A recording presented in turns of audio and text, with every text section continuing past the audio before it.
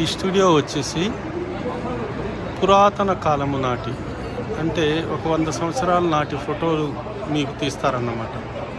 అంటే వాటిల్లో మీకు ఆ కాలంలో వాడేటటువంటి వస్తువులు వాటిని తొలగించి మీ చేత మీకు అక్కడ సందర్భాన్ని బట్టి అక్కడ కూర్చోబెట్టి ఆ దుస్తులు తొలగించి అక్కడ మేకప్ సెట్ చేసి మీకు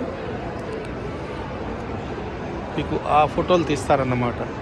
మీకు ఎటువంటి ఫోటోలు కావాలంటే అటువంటి ఫోటోలు తీస్తారు.